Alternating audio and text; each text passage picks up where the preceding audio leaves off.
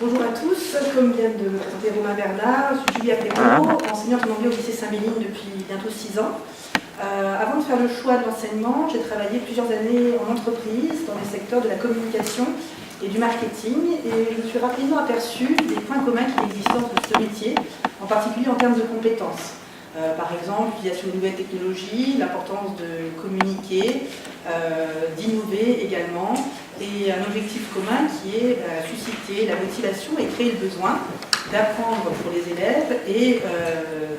d'apprendre chez les élèves et de consommer chez les clients. C'est pour ça que j'ai souhaité réutiliser ce thème dans le cadre de cette recherche en réfléchissant à la manière d'utiliser les apports théoriques et pratiques de la mercatique, donc issus de l'entreprise, dans le contexte scolaire pour favoriser les apprentissages et la motivation des élèves. Dans un premier temps, je mettrai en parallèle le monde de l'entreprise et l'école en termes d'objectifs, de difficultés également, et par rapport aux différentes solutions qui sont proposées jusque-là. Dans une première partie, je rappellerai les méthodes d'analyse que j'ai utilisées en début et en fin de ces travaux de recherche pour voir l'impact de ces utilisations au niveau des classes. Puis j'expliquerai comment adapter les méthodes d'analyse mercatique et de stratégie mercatique de l'entreprise dans le contexte de la classe. Enfin, je parlerai d'un nouveau concept des entreprises qui est l'empowerment, c'est-à-dire donner du pouvoir et de l'autonomie aux clients, qui peut également être utilisé, qui correspond aux attentes aujourd'hui du système éducatif. Enfin, en conclusion, je dresserai un bilan de ce travail de recherche en expliquant les débouchés qu'il peut y avoir, en particulier en termes de réflexivité. Donc, comme vous pouvez le voir sur ce tableau, 2 colonnes, les objectifs, les difficultés et les solutions pour l'enseignant, mais également celles pour le communicant. Vous pouvez le constater, il y a certains points communs, en particulier en termes d'objectifs. Donc, par exemple, l'importance de la motivation de l'élève chez l'enseignant, le souhait, le désir de créer le besoin du client, du consommateur chez le communicant. On retrouve également le souhait de l'épanouissement des élèves, qui est en particulier dans la lettre de rentrée en 2015, et également la volonté de satisfaction du consommateur pour créer une fidélité, une loyauté du client pour qu'il revienne. En ce qui concerne les difficultés, aussi bien chez l'enseignant que chez le communicant, ces difficultés résident surtout sur le problème de confiance et de remise en question de ce qui est dit.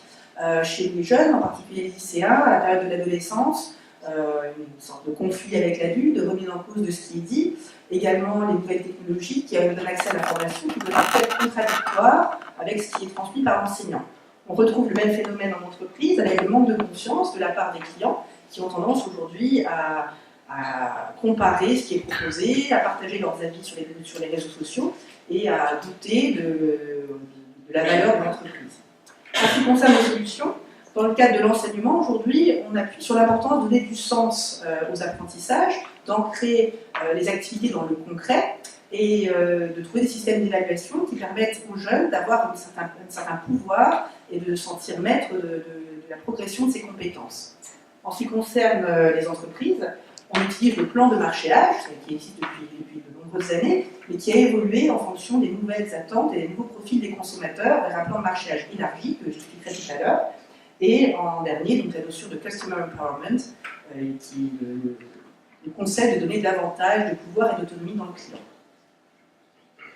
En ce qui concerne les méthodes que j'ai utilisées pour analyser les résultats, tout d'abord l'observation des classes, donc en termes de comportement, d'assiduité, de résultats, mais j'ai surtout utilisé des questionnaires dans lesquels j'ai souhaité faire apparaître à une question qui est fréquemment utilisée par les entreprises, qui est le Net Promoter Score. Cette question, qui est, selon vous, quelle est la probabilité de 0 à 10 que vous recommandiez notre entreprise ou notre produit à approche, permet de calculer le degré de satisfaction et d'implication, de fidélité d'un client par rapport à l'entreprise. Dans le cas scolaire, je l'ai réutilisé également pour voir le niveau d'épanouissement et également d'implication des jeunes par rapport à la matière enseignée.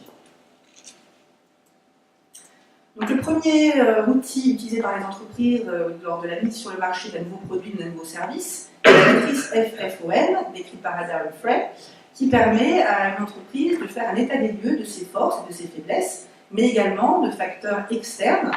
qui sont susceptibles de freiner la réussite du projet. Donc, par exemple, dans le cadre pédagogique,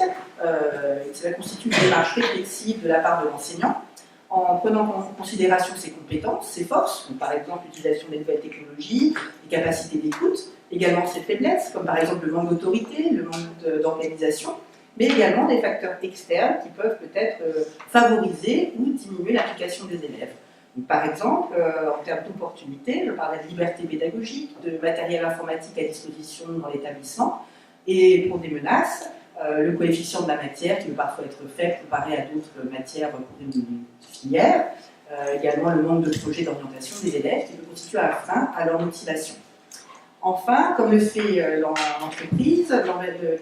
l'enseignant doit prendre en compte également l'environnement, le contexte, comme par exemple les concurrents. Les concurrents d'enseignants peuvent être les autres matières à coefficient plus élevé, ou les nouvelles technologies qui vont donner des informations contradictoires, les collaborateurs qui peuvent être l'équipe pédagogique, les autres enseignants, les familles, mais également les élèves. Et enfin, le contexte social, économique, politique qui peut également jouer sur le degré de motivation des jeunes. Donc une fois cette analyse faite, cet état des lieux dressé, il est possible de mettre en place une stratégie mercatique en entreprise, une stratégie pédagogique dans le contexte scolaire. Les entreprises, lorsqu'elles mettent en place un nouveau produit sur le marché ou un nouveau service, doivent d'abord déterminer quel sera ce produit et définir un prix qui sera cohérent par rapport à la qualité du produit, par rapport à son coût de production, mais aussi par rapport à l'image que l'entreprise souhaite lui donner. Définir un mode de distribution, par exemple en magasin, sur Internet, et également choisir une stratégie de communication et de publicité. Ces dernières années, ce modèle avec 4 critères a évolué en mettant au cœur des préoccupations de l'entreprise les échanges et la relation avec le client, en intensifiant la démarche de conseil, mais également le partenariat, en rendant le consommateur, le client, collaborateur de l'entreprise, en lui permettant d'intervenir sur les choix de l'entreprise. Dans le contexte scolaire, on peut réutiliser ce principe en choisissant une activité, un contenu, dont la valeur sera déterminée par rapport à l'évaluation.